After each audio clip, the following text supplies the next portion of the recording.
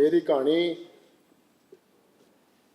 छोटी जी कहानी है जिहड़ी मैं सुनाना चाहना। वो छोटी कहानी, वड्डियां कहानियां भी आने। उसकी पहला मैं इस प्रोग्राम के आरी ते मेज़बान ते सदारत करने वाले चौधरी जाहिद अनवर जाहिद साहब उन्होंने सलाम पेश करना कि वह मादरी जबान की खिदमत कर रहे हैं। मैं एक निक्की जी गल दस के अपनी कहानी शुरू कर देंगा। पिछले साल साडा गुजरात एक प्रोग्राम होया, उहदे विच वीडियो बनी, वो असी अगे शेयर की लोगों को। नार्वे के एक बंदा जिहड़ा सन 60 से चला गया, अजकल उत्थे बड़ा बड़ा सियासतदान बनया पाकिस्तान का, उन्हें एक मैसेज लिख के मैनू वापस घल्ले। तो उन्हें कहा, सलीम साडे नार्वे के लैंगवेज के सियाणे, जबाना के सियाणे यह गल कहते हैं कि जेड़े बंदियां नूं मादरी जबान नहीं आती उन्होंने दुनिया की कोई जबान नहीं आ सकती। इस वास्ते ये बहुत चंगा है कि तू मादरी जबान के नाल जुड़े हैं। मैं इस प्रोग्राम के मेज़बान और उन्होंने बहुत ही शुक्रगुजार हाँ। कोई ऐस बरीकी को समझते हैं जिदे विच बेबे को पौण मंगीदा आ ते नाल सुक्की रोटी के उत्ते 2 पोटे मक्खन सट के कहंदी लै खा लै। उस बोली नूं बचाउण की कोशिश पे करते हैं।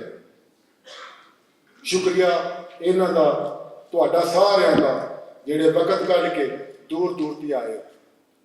मेरी कहानी एक सफ़े की कहानी है, फिक्रे नाल फिक्रा जुड़े है। जिहड़ा मिस करेगा अगले फिक्रे को नहीं समझ सकेगा। 2 मिनट की कहानी है। मैं उत्ते कमर साहब को पूछा, मैं कहा कहानी कहानी होती है, निक्की पढ़ भावे वड्डी पढ़। तो मैं निक्की चुन ली। कहानी का नाम है ताया झल्ला।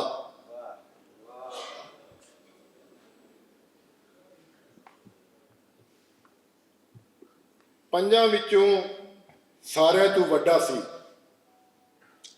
प्यू का भार वंडावन लई छटेरी उमरे मजदूरियां शुरू कर दित्तियां।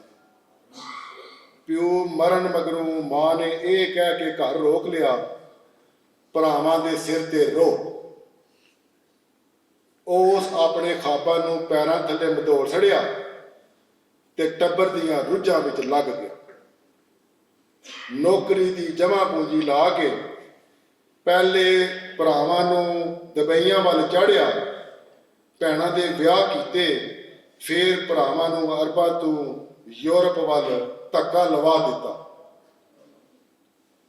घर पक्का हो गया, वेड़े चिप्सां चढ़ गईयां, आपू डंगरां वाले वेड़े बसन लग पिया। चिप्सां वाले घर 2 टाइम दुध फड़ावन ते रोटी खावन आंदा।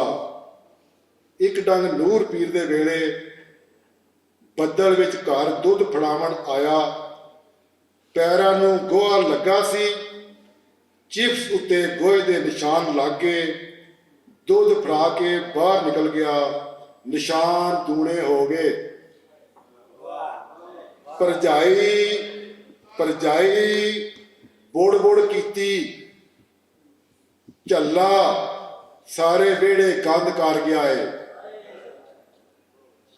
5 साला बाल कोल सुनदा पिया सी, कहन लगा कौन झल्ला?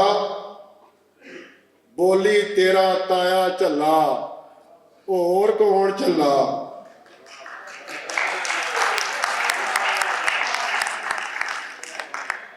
उस मगरों भतरिया उसनूं ताया झल्ला कह के बुलावन लग पिया।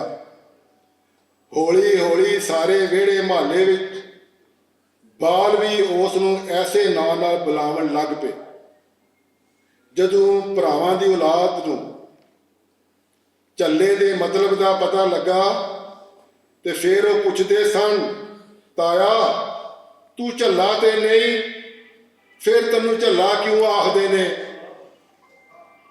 कहंदा सी ऐ ते मैनूं पता नहीं, ਪਰ ਕਹਿੰਦੇ ਨੇ ਬਾਲਾਂ ਦੀ ਗੱਲ ਅੱਲਾ ਨਹੀਂ ਮੋੜਦਾ। ਤੁਸੀਂ ਸਾਰੇ ਹੱਥ ਚੁੱਕੋ, ਅੱਲਾ ਨੂੰ ਆਖੋ